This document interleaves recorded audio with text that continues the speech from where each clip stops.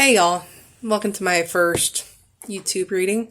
I've already shuffled and cut the cards for my stones I've pulled. The first stone I've pulled is obsidian. When I see this stone, to me it means that we are taking things way too seriously. That we just need to chill out and stop making mountains over molehills. Let me read the book definition to y'all in case there's something extra that you guys may take from it. Obsidian is a black glass.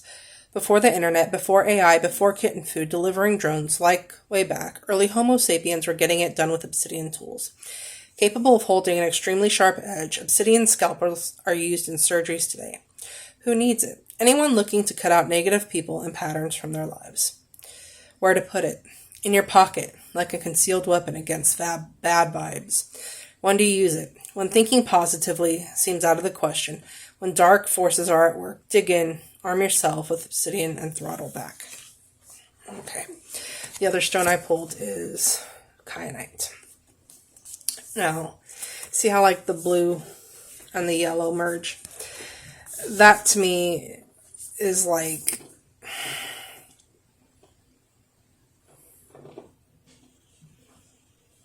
there's confusion between what we want to say and what our intuition is telling us to do. We are overthinking things between our intuition and between what we're actually saying. There's a disconnect between, we're not being honest with ourselves. We need to be more honest, more clear, tap into our intuition and make sure that we are being authentic to ourselves in all of our decisions. We shouldn't be people pleasing. And we shouldn't be making mountains out of molehills. And we shouldn't be projecting on people right now. Things are just fucking tense right now. And we just need to chill the fuck out and stay in our own energy if we need to. It's not... Pick your battles. Because honestly, I really do feel that things are tense right now. And I think we just need to take a chill pill. Alright, my next deck, I'm just going to go with classic Rider-Waite. I don't do book definitions. I am strictly an intuitive reader, or mostly strictly. If I get lost, then I'll pull up a book definition, but for the most part, no. So let me shuffle these. Let's see what we get for today. Okay, here we go. Ooh! Okay. 10 of Cups.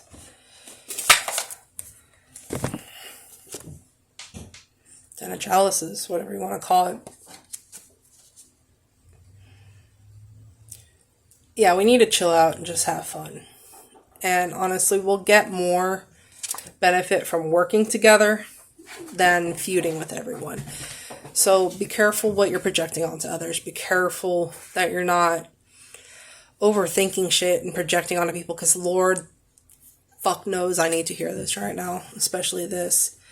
There are no external enemies. We are all one. We are all connected. And we gain more if we work together. Or if we can at least show each other kindness. It will come back around. And it continues flowing and growing.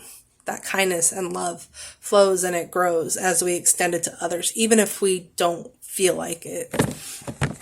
Feel like giving that to others. And then my other deck I'm using today is Angel Answers. Alright.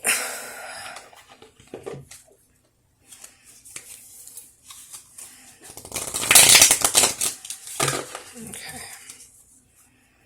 Let's see what card we pull for the collective today.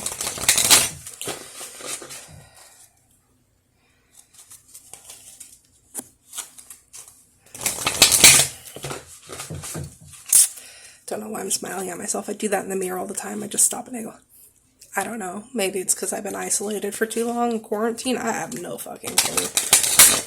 Am I making imaginary friends with the person in the mirror? Yeah, probably. I wouldn't put it past myself. Did you know I had an imaginary friend until I was about 17 or 18? His name was Mr. Man. And when I would go out to eat with my parents, I would reserve a seat for him. True story. You can ask them. It's true. Alright. That's just because I'm stupid and I have a bad sense of humor. So I just kept a running gag for about 5 years when I was in junior high and high school about having an imaginary friend at my teens. because I find shit's funny and sometimes I still bring them up. Okay. So our angel card today is listen to your intuition. This is something I'm always harping on too. Anytime you hear me going off or harping on something, I'm not meaning to preach. I'm mostly talking to myself, but I find that the shit that relates to me, that resonates with me, tends to resonate with others. So let's recap the cards. We have stop making mountains out of molehills. Set those boundaries, honor your energy, and don't go projecting your bullshit onto others. We have kyanite. You got to work on that disconnect between your what you're saying and what you're feeling. You need to, I'm going to listen to your intuition and speak your truth. Listen to your intuition, speak your truth. All right, one more time. Listen to your intuition, speak your truth. Don't know who needs to hear that. I'm sure I do. Okay, and remember, you get more working with others than you do working against others. When you project onto others, it doesn't benefit anyone. You're not just hurting the person you're projecting onto because it's unfair to put them in a box that they didn't create for themselves. And it's unfair to you too, because we are all connected and we cause ourselves unnecessary pain when we are judging and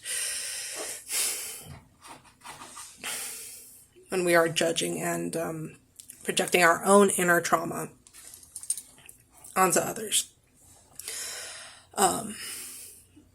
So back to my story let me tell a story that happened to me yesterday. It's kind of relevant to this.